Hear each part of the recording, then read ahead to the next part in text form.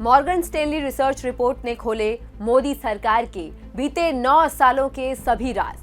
आज का नया भारत वो भारत बिल्कुल नहीं है जो 2013 से पहले हुआ करता था।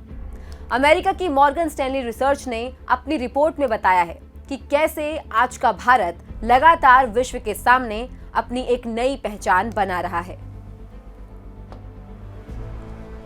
पीएम मोदी के नेतृत्व में भारत ने एक या दो नहीं बल्कि अनेक पायदानों पर विश्वसनीय उपलब्धियां हासिल की हैं। यहां पर अविश्वसनीय बात यह है कि प्रधानमंत्री नरेंद्र मोदी के नेतृत्व में वैश्विक लॉकडाउन, मंदी और अंतर्राष्ट्रीय संघर्षों के बावजूद भी भारत का विकास निरंतर बना रहा। फाइनेंशियल ईयर 2022 से 2023 में भारत ने अब तक के सर्वाधिक 770 अरब डॉलर का निर्यात दर्ज किया है। कुछ आर्थिक विशेषज्ञ कहे जाने वालों ने यह दावा किया था कि यदि भारत की जीडीपी 5% की दर से बढ़ती है तो ये भाग्यशाली होने के समान है। परंतु पीएम मोदी के अथक प्रयासों से भारत ने फाइनेंशियल ईयर 2022 से 2023 में 7.2% की बढ़त हासिल की है और 1 अरब से अधिक आबादी वाले जिस देश को कभी फ्रेजाइल 5 कहा जाता था, वो आज प्रधानमंत्री नरेंद्र मोदी के कुशल नेतृत्व में 1 दशक से भी कम समय में टॉप 5 इकोनॉमीज में से एक बन गया है और आज दुनिया की सबसे तेजी से बढ़ती अर्थव्यवस्थाओं में से भी एक है। आइए अपनी इस वीडियो के माध्यम से हम आपको आसान भाषा में समझाते हैं कि अमेरिका की मॉर्गन स्टैनली रिसर्च की रिपोर्ट में वो अहम तथ्य कौन से हैं जो साबित करते हैं कि आज का भारत अपनी शर्तों पर आगे बढ़ते हुए महज कुछ ही वर्षों में कैसे दुनिया का ब्राइट स्पॉट बनने में कामयाब हो गया है। पहला है supply side policy reforms. Modi सरकार द्वारा धीरे धीरे कॉर्पोरेट टैक्स की दर को कम किया गया, जिससे ये अन्य अर्थव्यवस्थाओं के बराबर आने में कामयाब हुआ। आज यही कारण है कि भारत में ईज ऑफ डूइंग बिजनेस में बढ़ोतरी आई है और भारत विदेशी निवेश में दुनिया का सबसे पसंदीदा स्थान बन चुका है। इसका परिणाम आप आने वाले ग्राफिक्स में बढ़ते एफडीआई के रूप में देख सकेंगे। अब अगले ग्राफ में हम ये देख सकते हैं कि कैसे भारत में एक इंफ्रा बूम आया है। 2013 से पहले और उसके बाद का फर्क आपके सामने है। आप देख सकते हैं आज नेशनल हाईवेज की संख्या 2 गुना से भी अधिक है, वहीं ब्रॉडबैंड सब्सक्राइबर की संख्या 10 गुना से भी अधिक है और रेलवे के नवीनीकरण पर नजर डालेंगे तो आप ये देख सकते हैं कि कैसे रेलवे मार्ग विद्युतीकरण में अभूतपूर्व वृद्धि हुई है। और जैसा कि हम ऑलरेडी जानते हैं 2.4 लाख करोड़ रुपीस की highest ever capital outlay railway को मिला है इस बजट में। दूसरा है formalisation of the economy, GST, यानी वन नेशन वन टैक्स, जिसको राहुल गांधी जी गब्बर सिंह टैक्स कहकर इसका दुष्प्रचार किया करते थे। आज उसके आंकड़े आपके सामने हैं। आप देख सकते हैं कि कैसे इसने पूरे देश में व्यवसाय को आसान और सशक्त बनाया है। आप देख सकते हैं कि कैसे जीएसटी कलेक्शन की रिकॉर्ड अप्रैल 2023 में 1.87 लाख करोड़ रुपीस थी प्लस और कंसिस्टेंटली 1 लाख करोड़ रुपए यानी कि 1 ट्रिलियन से हमेशा ऊपर रही है, जो 2016 में केवल 4.4% थी, वो केवल 7 वर्षों में बढ़कर 76.1% हो गई है। ये डिजिटल क्रांति का विश्व स्तरीय रूप है जो अर्थव्यवस्था को बढ़ने का संकेत भी दे रहा है और ये है पीएम मोदी की फाउंडेशनल नीतियों का कमाल, जैसे जनधन खाते, जैम ट्रिनिटी, यूपीआई वगैरह वगैरह। तीसरा बड़ा विकास हुआ है रियल एस्टेट यानी कि रेगुलेशन एंड डेवलपमेंट एक्ट में। यहाँ घर खरीद में बढ़ोतरी का साफ मतलब है कि लोगों की इनकम बढ़ी है और मोदी सरकार के प्रयासों से अफोर्डेबल होम लोन्स मिल रहे हैं।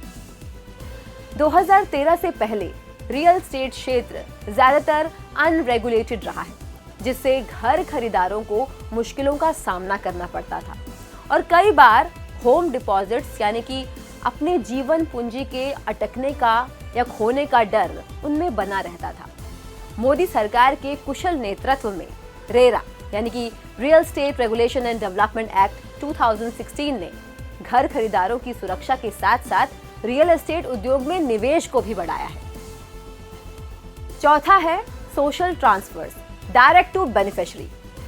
कांग्रेस के शासन में भारत ने वो दौर भी देखा है जब सरकार द्वारा यदि 1 रुपया भेजा जाए तो जनता तक केवल 15 पैसे ही पहुंचता था।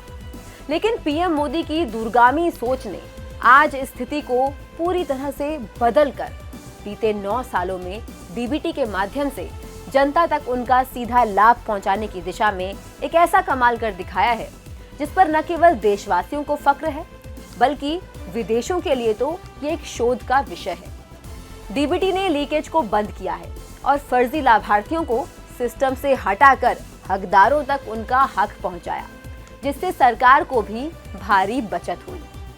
डीबीटी मोदी सरकार द्वारा उठाया गया एक ऐसा प्रभावी कदम है जो लीक प्रूफ है, प्रत्यक्ष है।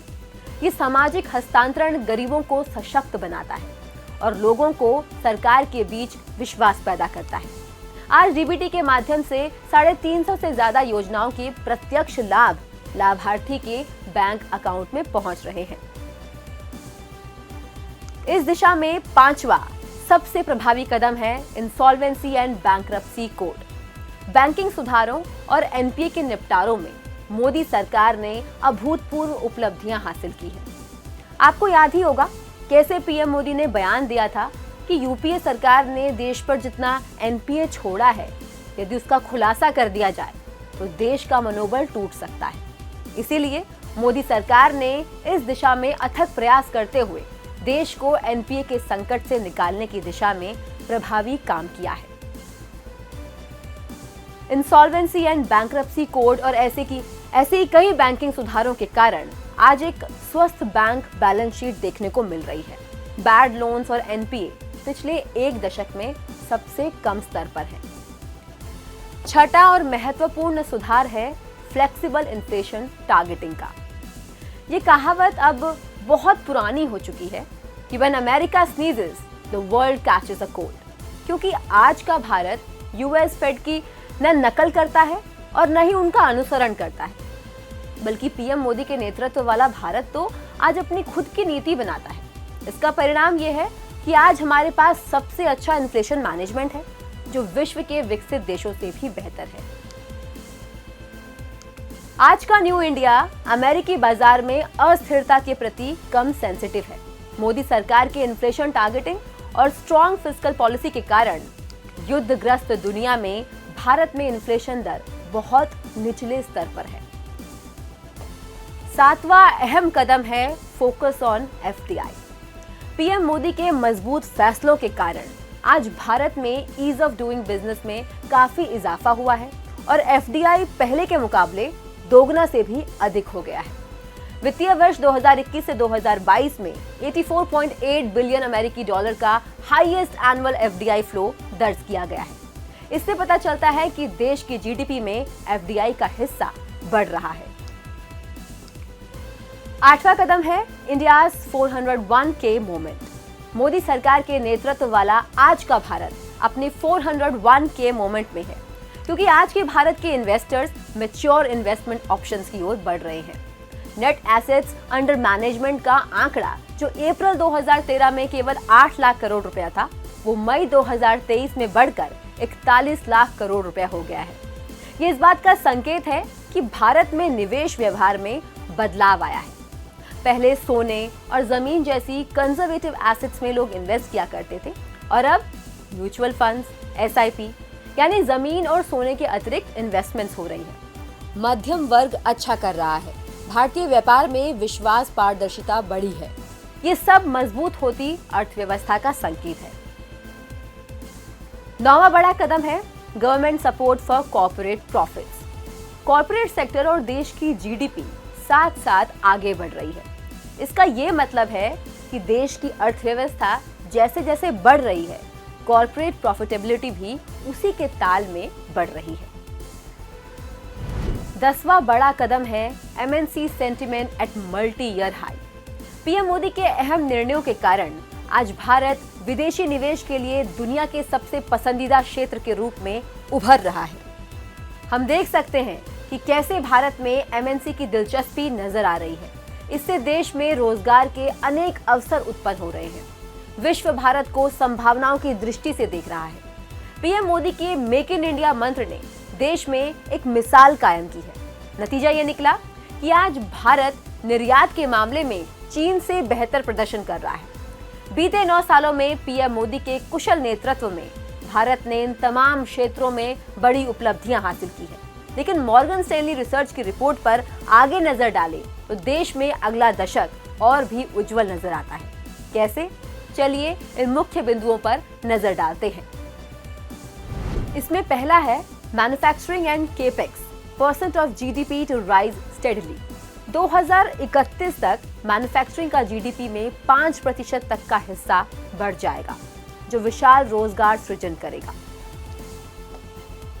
मैन्युफैक्चरिंग में केपेक्स बढ़ने से भारत में मैन्युफैक्चरिंग तेजी के दौर से गुजर रहा है। ये दर्शाता है कि भारत वैश्विक मैन्युफैक्चरिंग सुपर पावर के रूप में उभर रहा है। दूसरा है export market share to more than double to 4.5% by 2031। Make in India के दम पर भारत विश्व का मैन्युफैक्चरिंग पावर हाउस बनने जा रहा है। इसके साथ ही पीएलआई स्कीम और आत्मनिर्भर भारत की पहल से एक्सपोर्ट मार्केट की हिस्सेदारी दोगुनी होगी। आंकड़ों पर नजर डालें तो आप देखेंगे कि भारत का एक्सपोर्ट मार्केट की हिस्सेदारी 2031 तक बढ़कर 4.5% हो जाएगी, जो 2021 के स्तर से लगभग दोगुना होगा। इसमें गुड्स एक्सपोर्ट और सर्विस एक्सपोर्ट दोनों ही शामिल हैं। तीसरा बड़ा प्रभाव जो आने वाले समय में देखने को मिलेगा वो है major shift in consumption basket. Modi सरकार के नेतृत्व में भारत लगातार गरीबी दूर करने की राह पर अग्रसर है। इकोनॉमिक ग्रोथ भी हो रही है और बिना इनइक्वालिटी में बढ़त के लगातार प्रत्येक वर्ग का विकास किया जा रहा है, जिससे देश में एक बड़े मध्यम वर्ग का उदय होता नजर आ रहा है, जो ये दर्शाता है कि देश में गरीबी कम होती नजर आ रही है। ग्राफ पर नजर डालें तो हम देखेंगे कि देश में फाइनेंशियल ईयर 2032 तक भारत की प्रति व्यक्ति आय वर्तमान यूएस के $2,200 से बढ़कर लगभग यूएस के $5,200 हो जाएगी। चौथा बड़ा कदम होगा lower volatility in inflation and shallower interest rates. आने वाले समय में भारत अपने अच्छे आर्थिक दौर में होगा। देश में व्यापक आर्थिक स्थिरता रहेगी। इन्फ्लेशन की दर में कोई तेज उछाल देखने को नहीं मिलेगा, जिसके कारण ब्याज दरें भी स्थिर रहेंगी। पांचवा है बेनिन ट्रेंड इन करंट अकाउंट डेफिसिट। देश में सेविंग कल्चर और अन्य सुधार सीएडी को कम रखेंगे, जिससे डेफिसिट कम रहेगा। इस रिपोर्ट में भारत के बढ़ते दायरों के लेकर और भी बहुत कुछ है। आइए जानें कि स्टॉक मार्केट्स का आने वाले दशक में कैसा प्रदर्शन रहेगा। पहला है प्रॉफिट बूम। जैसे जैसे भारत की अर्थव्यवस्था और भी तेजी से बढ़ेगी, प्रॉफिट्स रीइन्वेस्ट होंगे और हाई ग्रोथ का एक वर्चुअस साइकिल स्थापित होगा, जिससे इन्फ्लेशन भी कंट्रोल में रहेगा और नई नौकरियां होंगी। दूसरा बड़ा कदम होगा break down in correlation with global oil prices. तेल की कीमतों के साथ कम होते कोरिलेशन के कारण भारत को तेल के दामों में आने वाले उतार चढ़ाव से झटके नहीं लगेंगे। भारत का स्टॉक मार्केट तेल के झटकों से बचा रहेगा और फॉरेन एक्सचेंज रिजर्व्स मजबूत रहेंगे। तीसरा अहम कदम होगा likely breakdown in correlation with US recession. UPA सरकार के दौरान वैश्विक कारणों का भारत पर बड़े पैमाने पर प्रभाव पड़ता था, लेकिन आज मोदी सरकार के नेतृत्व वाला भारत एक स्थिर इकोनॉमिक डेस्टिनेशन के रूप में उभर रहा है। भारत की नीतियों ने खुद को अमेरिकी नीतिगत परिवर्तनों से अलग करते हुए मंदी से बचाया है। जैसे जैसे वैश्विक पूंजी बाजार प्रवाह पर भारत की निर्भरता कम हुई है, अमेरिकी मंदी और यूएस फेड दर में बदलाव के प्रति भारतीय बाजार की संवेदनशीलता भी फीकी पड़ती दिख रही है। भारत को अब टेपर टेंट्रम्स की चिंता नहीं है।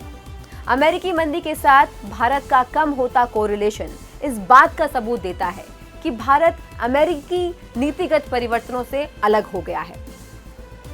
चौथा है Indian equities re-rate, MSCI India PB relative to MSCI EM से संबंधित। ये ग्राफ दर्शाता है कि भारतीय शेयर बाजारों का प्रदर्शन इसी तरह जारी रहेगा। पांचवा सबसे बड़ा पॉइंट है Indian stocks have become defensive, India's low beta. Graph में आप देख सकते हैं कि कैसे EM के लिए भारत का बीटा 0.6 तक गिर गया है। इन कारकों के कारण भारत उभरते बाजार में सबसे अच्छी अर्थव्यवस्था के रूप में कायम होता नजर आ रहा है। तो ये हैं वो 10 बड़े बदलाव जो आने वाले दशक में भारत में होने वाले 10 बड़े सकारात्मक बदलावों को दर्शाती है। देश हित में ऐसे ही बड़े कदम हैं जिनको मॉर्गन स्टैनली रिसर्च की रिपोर्ट में समझाया गया है और ये सब साबित करता है कि नया भारत आज सभी क्षेत्रों में एक वैश्विक शक्ति के रूप में उभरने के लिए तैयार है।